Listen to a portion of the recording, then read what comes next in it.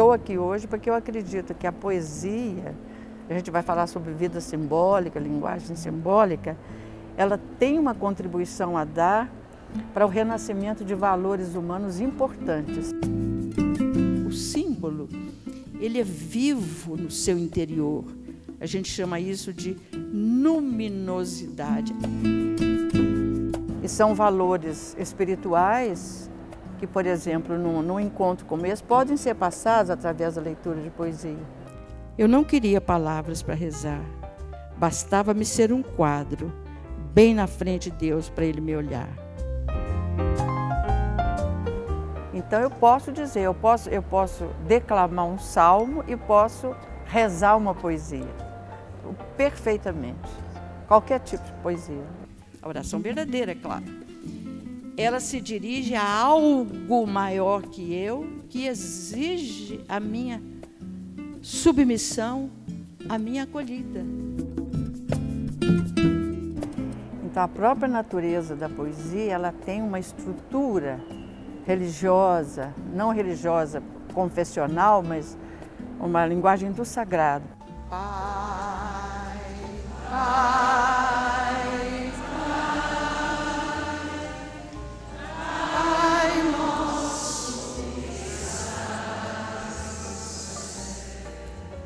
Olha pelo Brasil.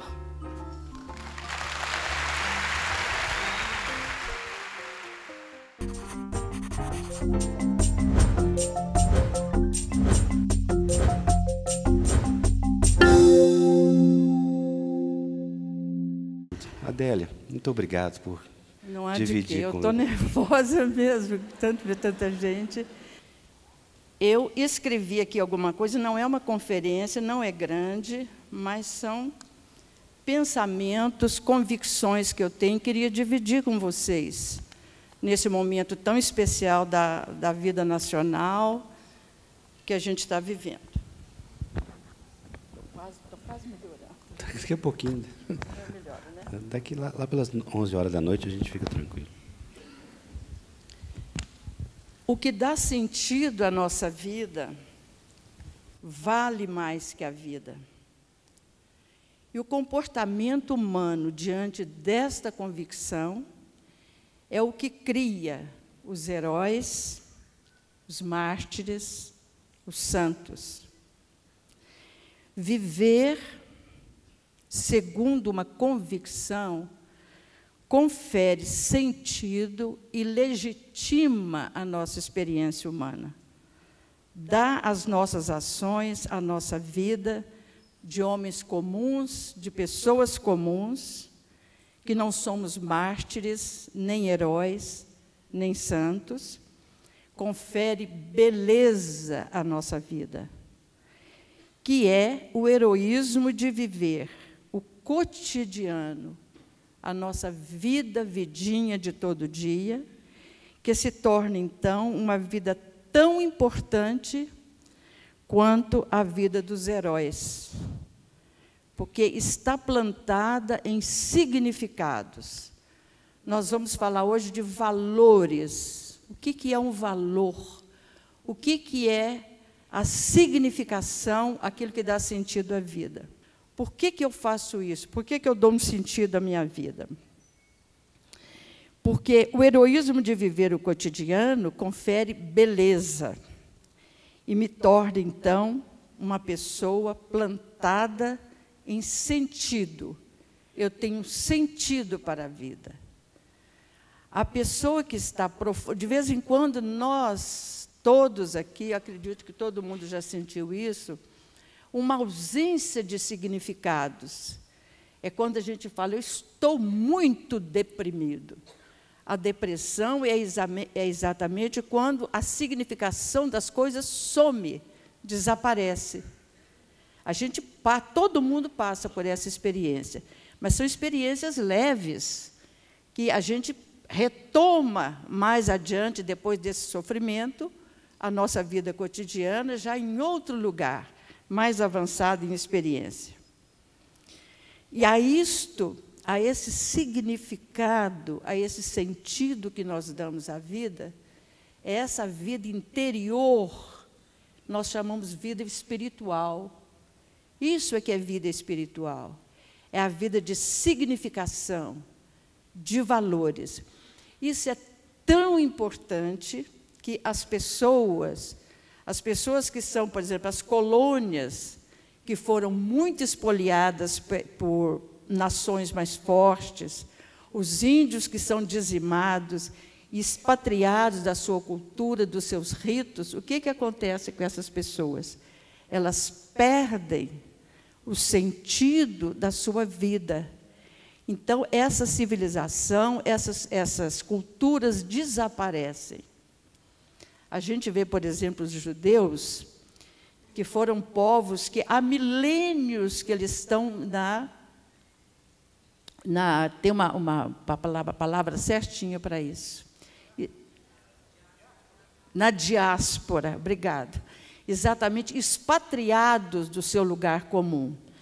Mas eles conservaram a própria cultura porque cercaram a própria língua e a própria fé religiosa deles baseada num livro, que é uma forma de simbolizar. Nós estamos fora da nossa pátria, estamos no degredo, estamos perseguidos, mas aqui, temos isso aqui. Então, isso dá conforto íntimo, dá socorro, dá alegria, dá alento, porque são valores que não têm preço, que não se compra, que não se vende, mas são experiências profundas que me dão identidade. Isso é um valor. Então, e esses valores, eles sempre não são de ordem material. Eles são transcendentes, eles vão além da matéria, além da experiência física comum. São coisas inexprimíveis, não há como falar de símbolos. Nós vamos ver um pouquinho adiante isso.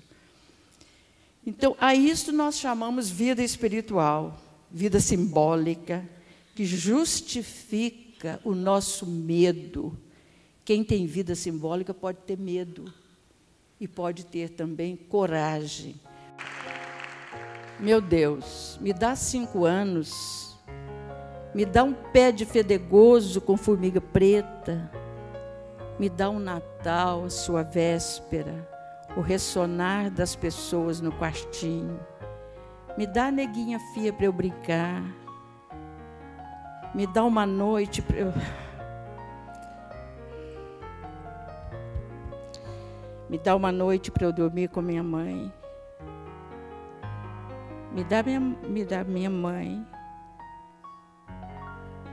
Alegria sã e medo remediável. Oh, meu Deus, meu Pai, meu Pai. Um dia o sentido das coisas desaparece, o valor das coisas. Eu pergunto, mas que sentido tem isso aqui? Para onde vamos? Não pedi para nascer. Que experiência é essa, tão dolorosa ou tão alegre? Isso vai acabar? Nós morremos?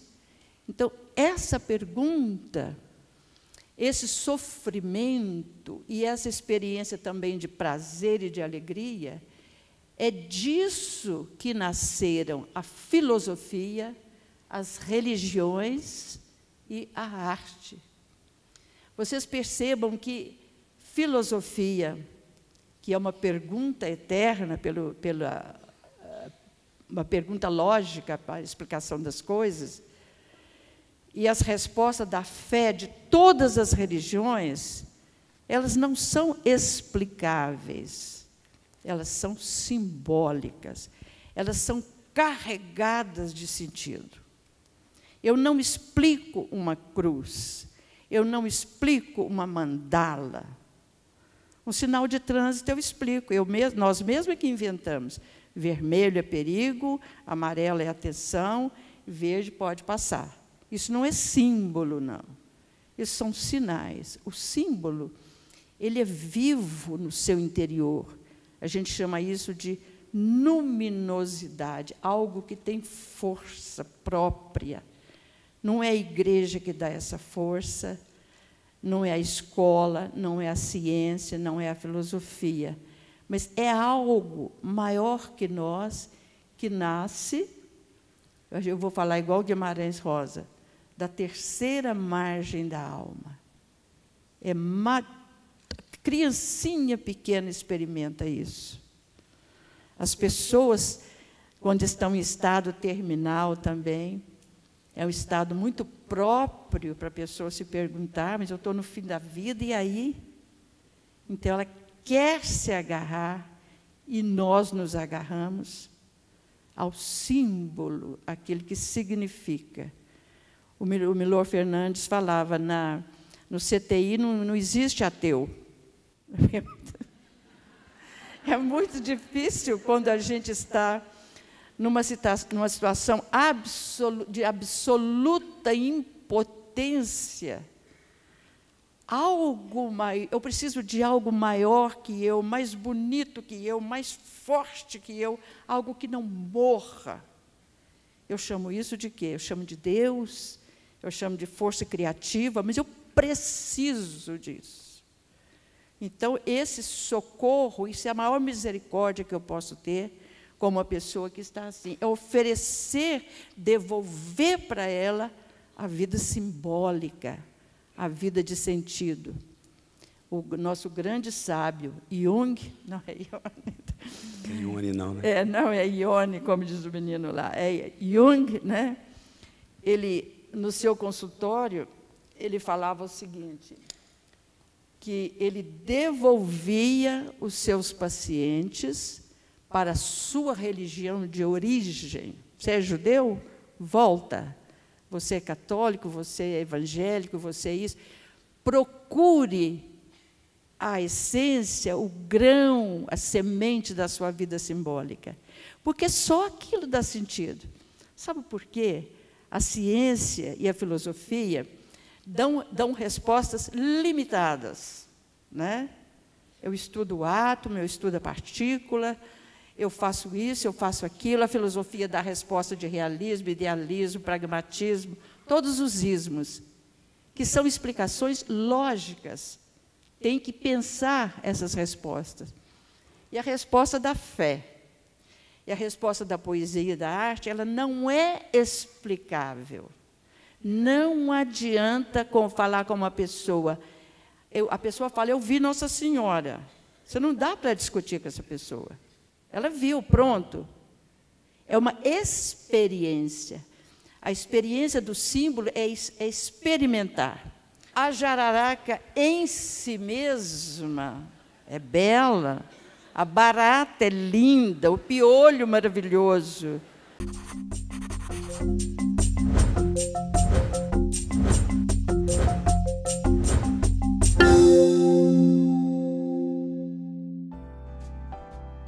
Canção de amor. Veio o câncer no fígado, veio o homem pulando da cama no chão e andando de gatinhas, gritando, me deixa, gente, me deixa. Tanta era a sua dor sem remédio. Veio a morte, e nesta hora H, a camisa sem botão. Eu supliquei, eu prego, gente, eu prego, mas espera, deixa eu chorar primeiro. Ah, disseram Marta e Maria, se estivesse aqui, nosso irmão não teria morrido. Espera, disse Jesus, deixa eu chorar primeiro. Então se pode chorar? Eu posso então? Se me perguntassem agora da alegria da vida, eu só tinha lembrança de uma flor miudinha.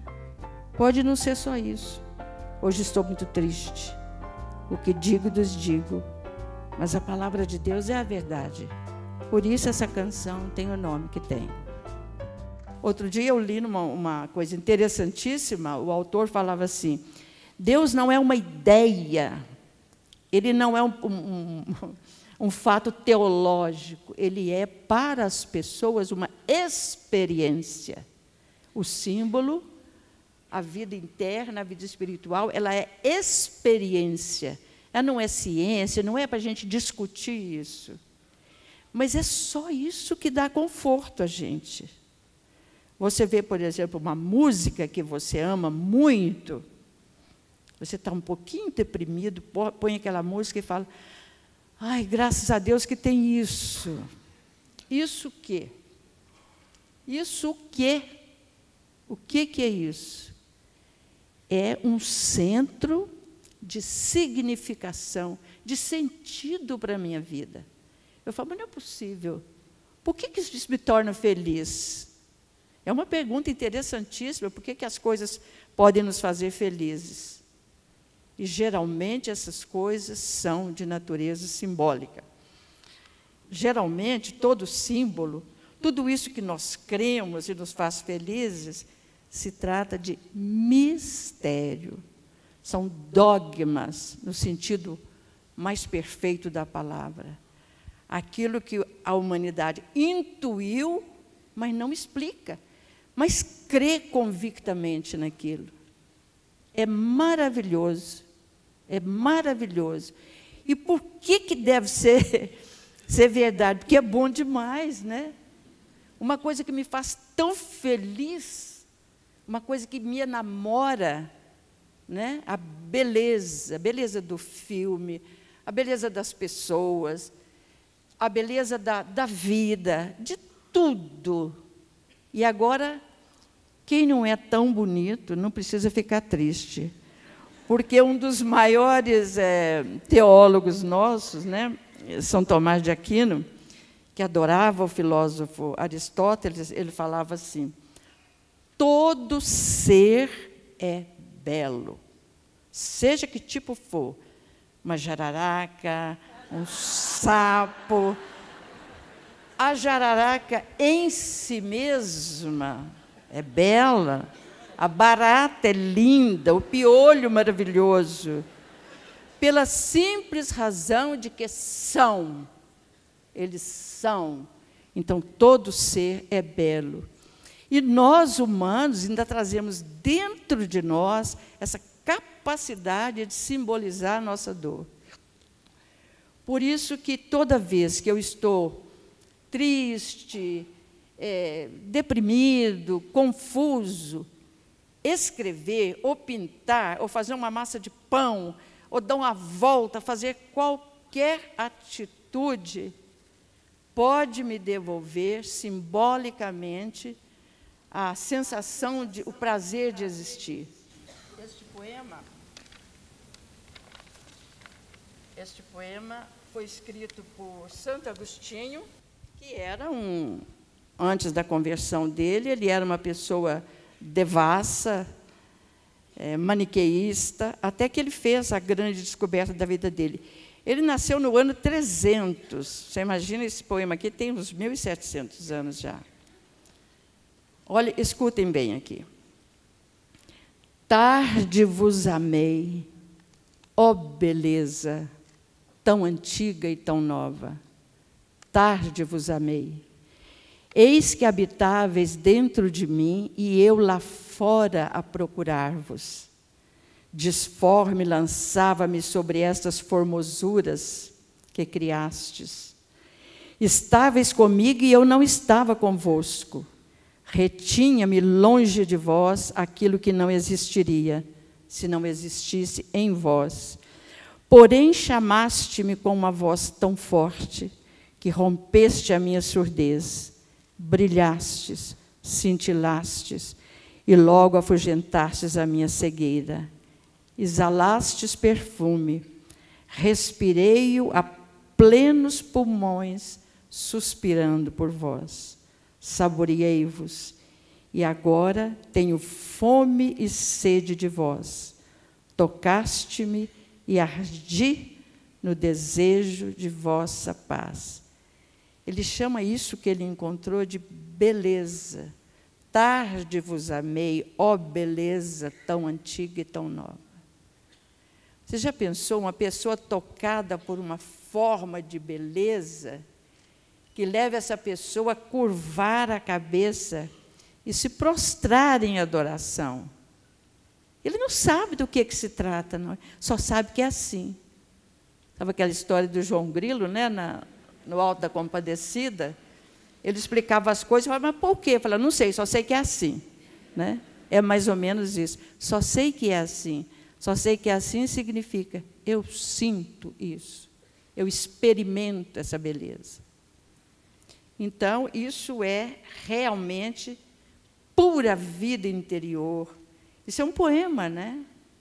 Isso é um poema.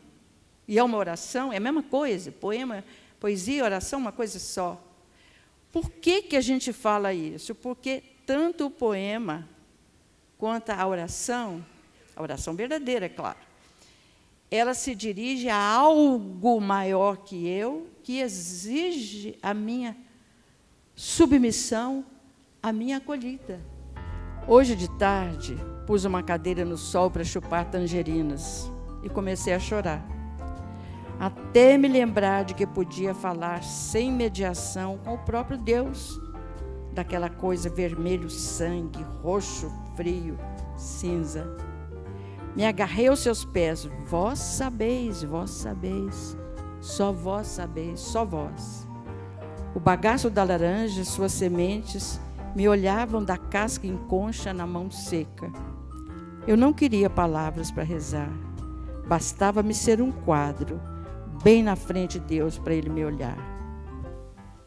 Então, para mim, tanto a arte quanto a fé, esses dois experimentos exigem afeto. Eu tenho que abraçar isso com o meu coração. A pessoa orgulhosa, não adianta ela olhar a obra de arte. Sabe o que ela começa a fazer? Ela começa a analisar. Igual uma vez que eu tinha um professor, ele até já morreu, posso falar dele, né, Manuel? Gente muito boa, mas ele era uma pessoa muito dura, sabe? Ele era duro. Bastante duro mesmo, muito cheio de opiniões. Então, a arte, ele falava na arte, por exemplo, ele pegava um quadro de Van Gogh, por exemplo, ele falava, olha aqui, esses traços assim, ó, significa a esquizofrenia dele.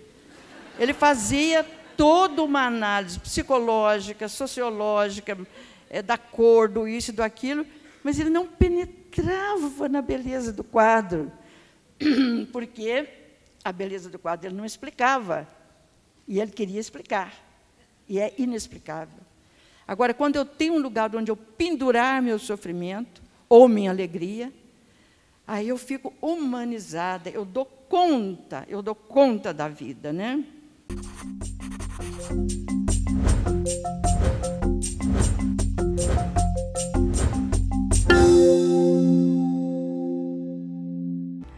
Shopsy. Hoje completa 1 ano que eu estou fazendo terapia. O que você conta ao doutor? Que eu tenho medo panifóbico de ver minha mãe morrer. Só isso? Só. Coisa à toa feito ficar sem comer 3 dias porque eu vi formiga de asa. Isso eu não conto mesmo. Eu só converso coisa séria. E ele é muito paciencioso. Ele diz que o meu caso é difícil, mas tem cura com o tempo. E qualquer dia me convida para uma sessão no sítio. Você topa? Eu estou pensando, porque vai que aparece lá uma formiga de asa e eu apronto aquele escândalo. Me diz com que cara eu volto para o consultório do homem. Mas ele está lá para isso. Isso o quê? Tchauzinho, Catarina. Tchau. Graças a Deus que existe mistério. E eu que não vou decifrar nunca. É muito engraçado quando você vê, por exemplo, nas experiências da física, agora, teve um cientista que falou, há uns anos atrás, falou assim, agora a física explicou o universo. Coitadinho. Porque depois disso, com o surgimento da física quântica, mistérios sobre mistérios. É o átomo, é a partícula, é o spin, é isso, é aquilo. Aí você vai mais fundo, e quanto mais você descobre, mais o universo se alarga. Isso dá um consolo, né? Fala, ai, que bom que tem esse negócio que a gente não entende. Ai, que bom, que bom, que bom. Esse negócio que eu não entendo é Deus piscando para mim, né? Me tocando com o seu aguilhão. Então, esses símbolos, eles são vivos, e quando eles começam a morrer, as civilizações também morrem. E a nossa civilização atual está padecendo da ausência de símbolos. Ficou tudo igual. Não tem mais uma coisa que se diferencie, que eu falo, que maravilha, Está tudo igual. As roupas estão iguais, as lojas estão iguais, as músicas estão iguais. Está tudo igual. Os ritos religiosos estão banalizados, vulgarizados, feios. O rito político. Então, nós estamos desesperados, atrás de uma coisa que tenha luz por si mesma, que tenha vida própria, que possa nos guiar. Uma estrela viva, um símbolo vivo, onde o povo, o sofrimento do povo, que é o sofrimento humano nosso, né, encontre um caminho de significação. Porque quando as pessoas entendem, a gente dá mais conta de sofrer. Sofrer sem entender é terrível demais. Agora, quando eu tenho um lugar onde eu pendurar meu sofrimento, ou minha alegria, aí eu fico humanizada, eu dou conta da vida, né? Uma pessoa, outro dia, uma psicóloga falou, estamos padecendo no nosso mundo de uma deficiência de atenção. Vocês já viram, os jovens estão mais desorientados que nós velhos, né? Mais desorientados ainda. As famílias quebradas. Porque ninguém presta atenção em ninguém. E eu faço sermão. Sermão não adianta. Você não deve fazer isso, porque é um jovem assim, Nem entra daqui para sair de cá, nem entra. Né? Você prega no deserto. Só tem uma coisa que pode modificar a outra pessoa. Uma única. É a minha primeira e própria modificação. Tem que haver da minha parte uma metanoia, né, que a gente chama, uma volta sobre si mesmo, para eu primeiro me conhecer, me enxergar nos meus defeitos, nas minhas piores paixões e nas minhas melhores qualidades. Sem isso, o outro não é um espelho para mim. Eu não sou um espelho para o outro. E nós somos, gente, farinha do mesmo saco. Eu não sei por que eu não estou presa na cadeia. Por que razão não eu? Por que não eu? Se eu tenho a mesma humanidade do outro. Então, isso, nós temos que prestar atenção nisso. Nós temos uma fúria julgadora, porque quando eu julgo, quando eu vou no enterro do outro, eu vou feliz, porque foi o outro que morreu. Eu vou, ajudo até a carregar o caixão, mas do outro. O outro, né? Quem quebrou a perna? O outro. Quem teve câncer? O outro. Então, não há uma atenção real. Camar, abrir, retalhar e salgar. É tão bom só a gente sozinho na cozinha. De vez em quando os cotovelos esbarram e ele fala, isso foi difícil, prateou no ar dando rabanadas e faz o gesto com a mão. O silêncio de quando nos vimos a primeira vez atravessa a cozinha como um rio profundo. Por fim, os peixes na travessa, vamos dormir. Coisas prateadas espocam. Somos noivo e noiva. Há quanto tempo você não presta atenção no seu marido e na sua mulher? Né? Atenção de verdade. De saber que ele gosta dessa música, atenção para a alma da pessoa, para aquilo que nela é importante para ela. Gente, não tem outra coisa para fazer na vida, não. É só isso, só isso. É viver esse amor para outra pessoa. E a gente fala, não, mas a hora que ele melhorar, eu vou ser ótima para ele também, né? Não funciona. Porque eu conheço uma pessoa muito mística, para mim essa pessoa é santa. Tá? Ela falou assim, olha, fazer sermão para outra pessoa, olha, porque isso, porque aquilo, principalmente a jovem, né? Eles odeiam. Ela fala assim, exista na frente dessa pessoa, conviva com ela, com toda a sua verdade.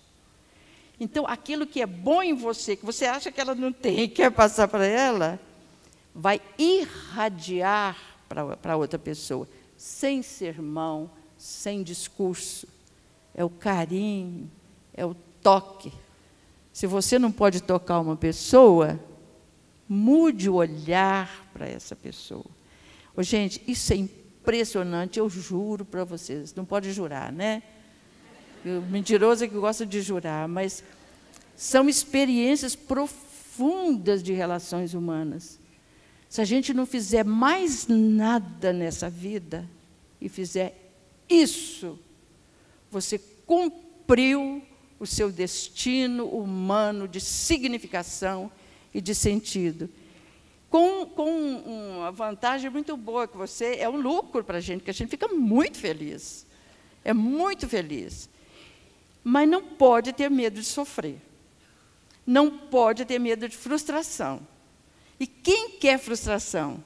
Ninguém suporta a menor frustração.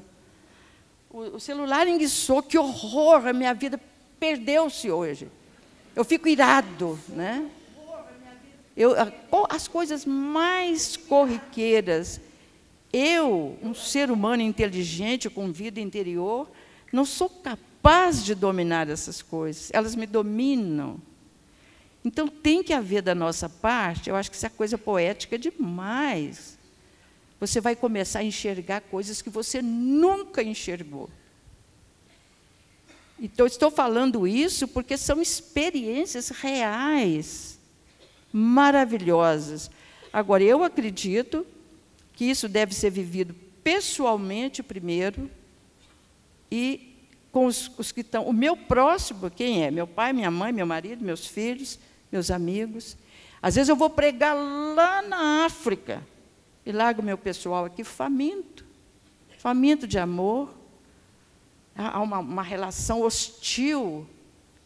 Isso é que está tornando, por exemplo, o mundo às vésperas de uma guerra total, né? Entre povos, entre culturas, guerras civis. Porque não há atenção para o outro. Quando não é imposição, eu estou alienado, não quero nem saber. Pai, Pai, Pai, Pai nosso que está.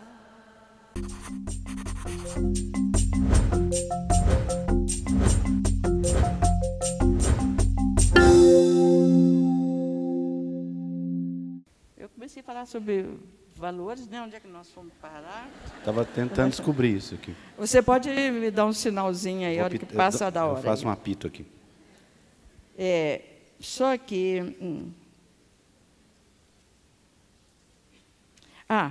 e tem uma coisinha que eu acho muito importante. A pessoa que tira da sua vida toda a experiência espiritual, artística, simbólica, que mata a sua sensibilidade, essa pessoa cai na superstição. É tão engraçado. Por exemplo, eu não creio nisso, não creio naquilo, mas não passo debaixo de escada de jeito nenhum, e tem medo de gato preto, e hoje não sei o quê. A pessoa inventa uma transcendência para ela, porque ninguém dá conta de viver sem isso. Nós arrumamos uma transcendência para nós, e às vezes arrumamos as piores coisas. Você imagina a diferença de viver na superstição, ou viver numa fé, ou viver na beleza, ou viver nesses valores. Então, isso eu acho um fenômeno muito interessante.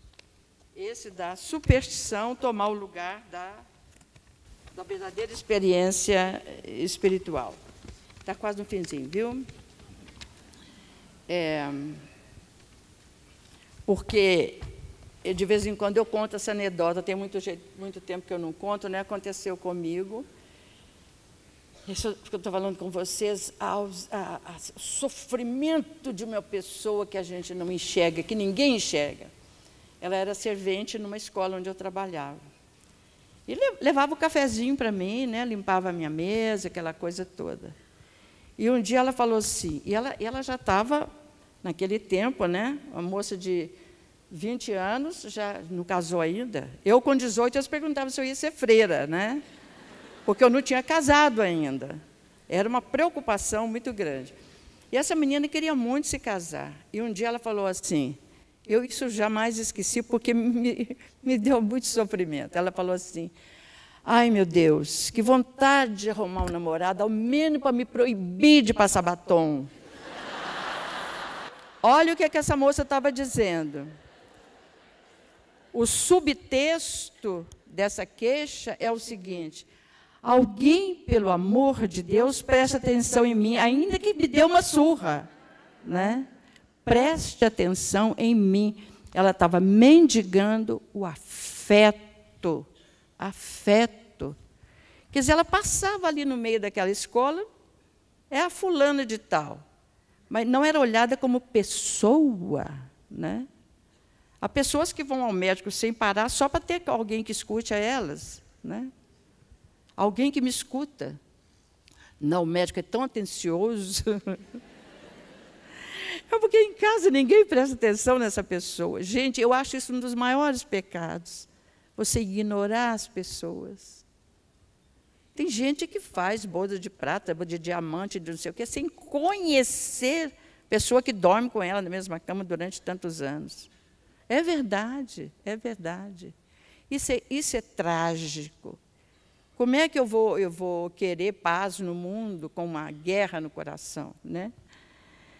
Então, não há médico, não há psicólogo, não há pílula, livro de autoajuda que faça a minha cura, nem a cura do mundo. Que promovam a minha cura, se eu não começar de mim, humildemente, aceitando minha condição, porque a condição humana é miserável, né, gente? Vamos combinar, né? Esse corpo nosso é uma cruz, né? É difícil carregar o corpo com suas necessidades. Ele adoece, ele morre, ele é exigente. E ainda tem, além de carregar o corpo, eu carrego a culpa de ter um corpo. É muito difícil mesmo, mas está aí a base, a raiz de toda a nossa dificuldade. Então, aceitar a minha condição humana, eu sou humana, não tem jeito, eu aceito isso, meu Deus. Eu te perdoo porque você me fez assim. A gente vira quase um Deus nessa hora, né? Perdoar Deus tem um sentido. Perdoar Deus significa, eu aceito, eu aceito. Eu digo sim para isso, para a vida, para o corpo. Adolescente fala muito isso, né? A hora que está irado com a gente, fala, não pedi para nascer. Todo mundo já escutou isso aqui, já falou também, né? O que ele está dizendo? Ele está do alto da onipotência dele, culpando os pais, que também não pediram. O avô também não pediu. É chegar Adão. Não é? Nós chegamos lá, a gente simplesmente se descobre existindo. Ninguém pediu, não. Como diz, eu não fiz o mundo, mas tenho que carregá-lo. Tenho que carregar esse corpo e a minha vida. Esta é a única e grande revolução. Um dos melhores livros que eu já li na minha vida é de um psicólogo americano, se chama Ernest Becker. Ele não viu esse livro publicado, ele morreu, ele estava com câncer, ele morreu pouquinho antes da publicação do livro. O livro se chama A Negação da Morte. Ele fala da miséria da vida, mas, ao mesmo tempo que a gente observa a miséria, a nossa própria miséria, a gente descobre também a via do heroísmo. A pessoa que aceita, ela já é herói, não precisa ser bombeiro para salvar gente no fogo, na enchente, de fazer grandes feitos, não. A vida cotidiana, ela já é heróica, porque eu tenho que falar sim para ela. Ninguém escapa, gente, ninguém. A pessoa mais rica, mais bonita, mais célebre, ninguém escapa à nossa condição. E tem que aceitar. Eu vou dar birra com Deus?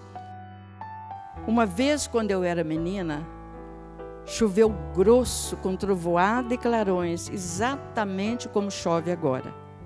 Quando se pôde abrir as janelas, as poças tremiam com os últimos pingos. Minha mãe, como quem sabe que vai escrever um poema, decidiu inspirada.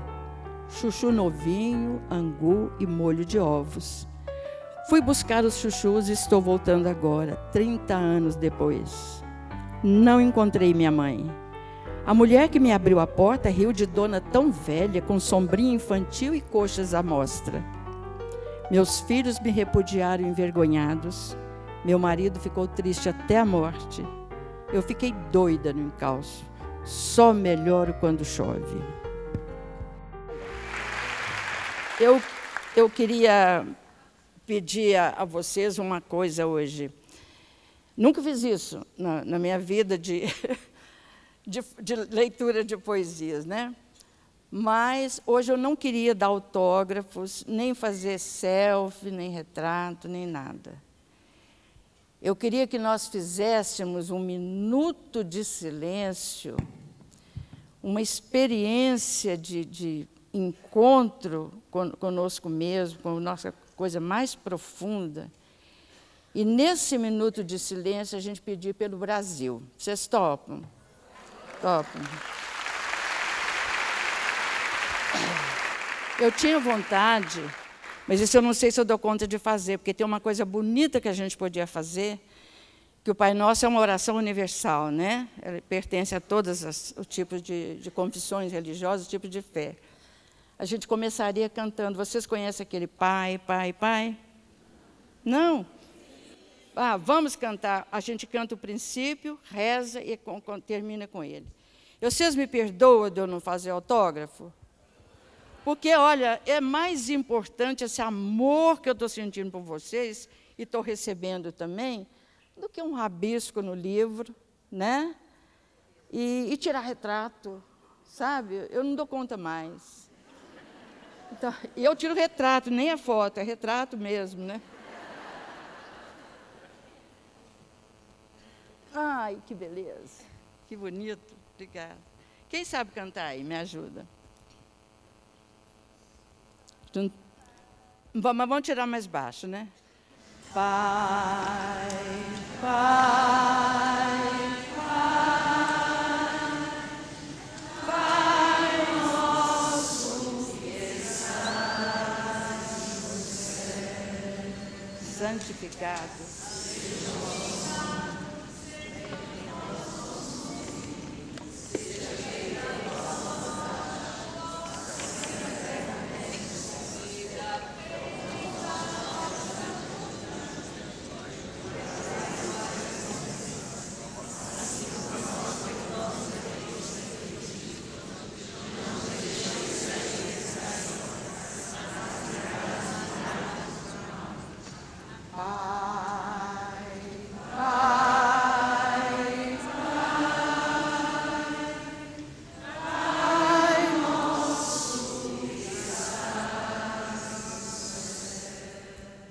Olha pelo Brasil.